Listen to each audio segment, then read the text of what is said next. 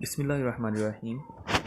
ज़िंदगी के मुख्तलिफ़ अवामिल को समझने के लिए बायोलॉजिस्ट ने इसे मुख्तलिफ़ लेवल्स में तकसीम किया है। उनमें सबसे पहला लेवल है सब एटॉमिक एंड एटॉमिक लेवल। हम जानते हैं कि एटम एक ऐसे ज़र्रे को कहा जाता है जिसको मज़ीद तकसीम ना किया जा सके।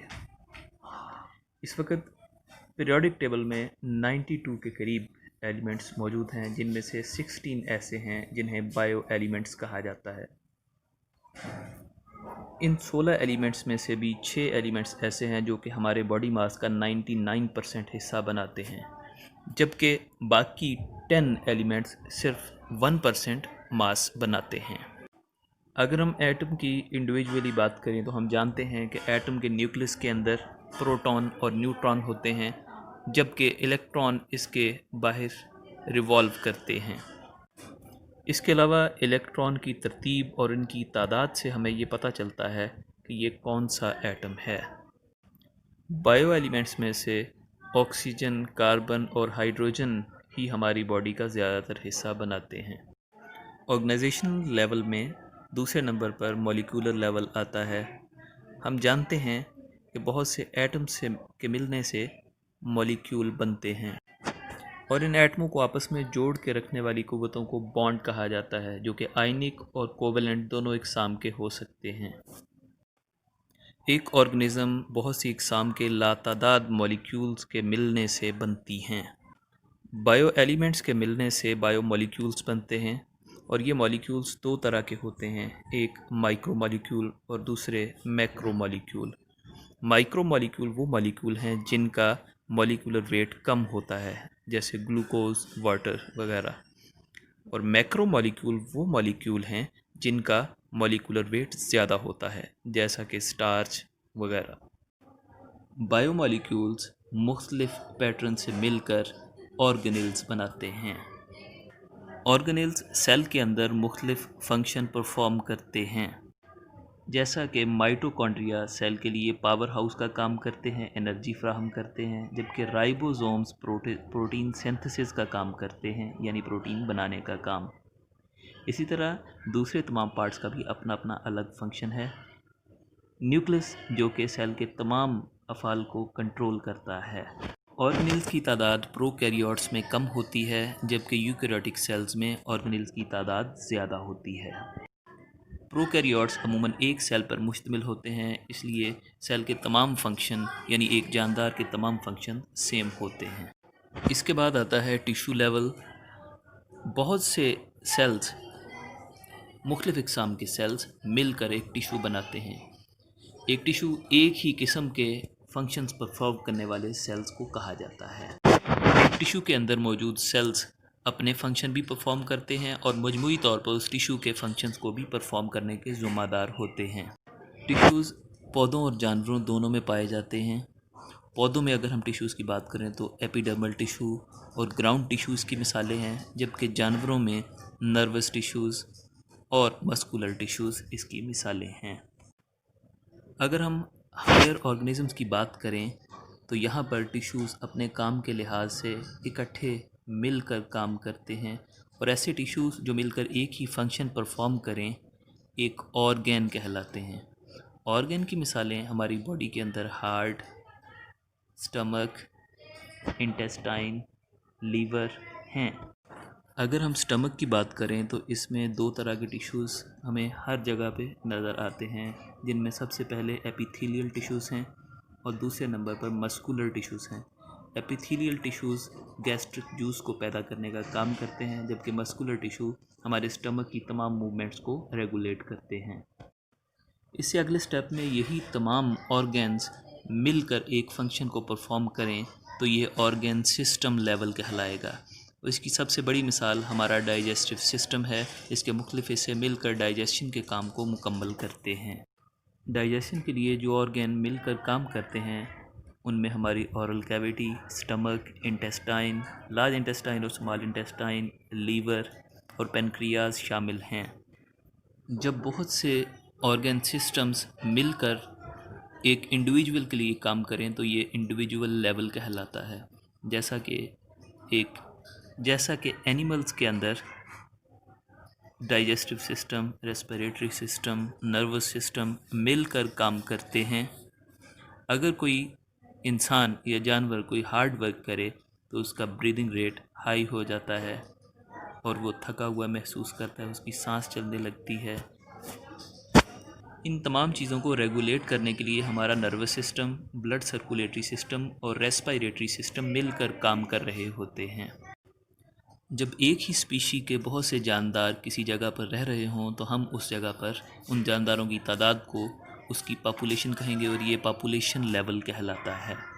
मिसाल के तौर पर 2010 में पाकिस्तान की आबादी 173.5 मिलियन अफराद पर मुश्तमिल है और ये पाकिस्तान में इंसानों की पॉपुलेशन कहलाएगी।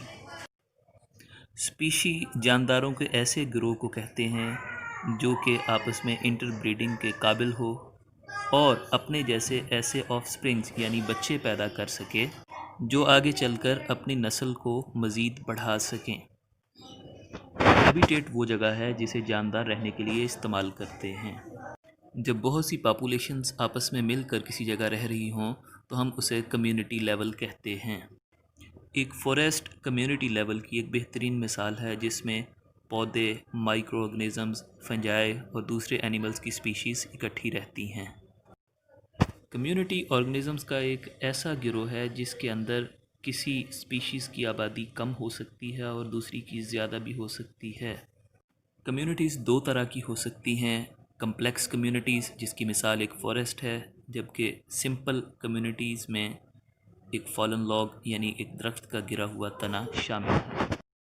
सिंपल कम्युनिटी में चूँकि जानदारों की तादाद कम होती है इसलिए बायोटिक या एबायोटिक फैक्टर में से अगर कोई एक भी डिस्टर्ब हो जाए तो ये मुकम्मल कम्युनिटी के लिए बहुत ज़्यादा ड्रास हो सकता है, यानी उसे नाकाबिल तलाफ़ी नुकसान पहुंचा सकता है। ज़मीन का वो तमाम हिस्सा जहां पर जानदार ज़िंदा रह सकते हैं बायोस्फीयर कहलाता है। इसको बायोस्फीयर लेवल भी कहा जाता है। इसमें बहुत से इकोसिस्टम्स भी इकट्ठे होते हैं। इसमें मौजूद जानदार एक दूसरे पर बहुत से कामों के लिए डिपेंड भी करते हैं और बायोस्फीयर लेवल को हम zone of life on earth भी कहते हैं, यानी वो हिस्सा जहां ज़िंदगी मुमकिन है। सेलुलर ऑर्गेनाइजेशन तमाम ऑर्गेनिज़म्स को 5 बड़े ग्रुप्स में तकसीम किया गया है, यानी प्रोकैरियोट्स, प्रोटिस्ट्स, फंजाई, प्लांट्स और एनिमल्स। तमाम जानदार सेल्स से बने हैं। इसमें 2 तरह के टाइप के ऑर्गेनिज़म्स शामिल हैं जो कि मुख्तलिफ सेल्स से बने होने की वजह से उनको नाम दिया गया है। सबसे पहले प्रोकैरियोट सेल्स हैं जिनसे बनने वाले तमाम जानदारों को प्रोकैरियोटिक कहा जाता है और यूकैरियोट सेल्स हैं जिनसे बनने वाले ऑर्गेनिज़म्स को यूकैरियोटिक ऑर्गेनिज़म्स कहा जाता है।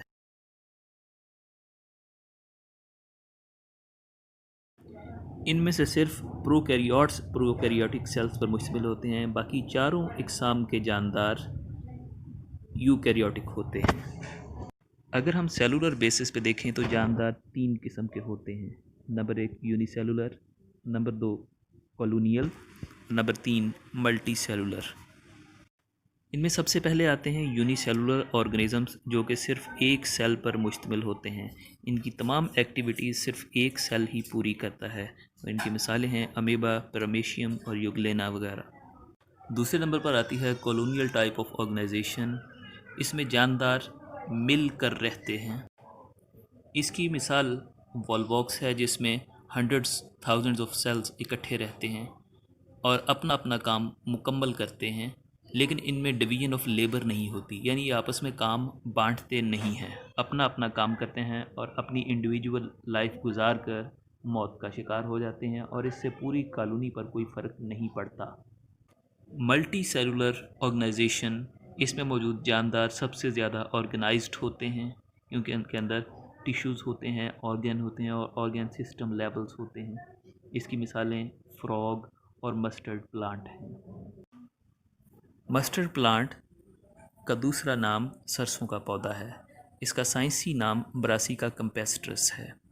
अगर हम इसके मुख्तलिफ हिस्सों का मुआयना करें तो हमें पता चलता है कि इसके हिस्से 2 किस्म के हैं। सबसे पहले हिस्से को हम वेजिटेटिव पार्ट्स कहते हैं जिनमें इसके पत्ते, टहनियाँ वगैरह शामिल हैं, जो कि सब्ज़ी के तौर पर पकाकर भी खाए जाते हैं।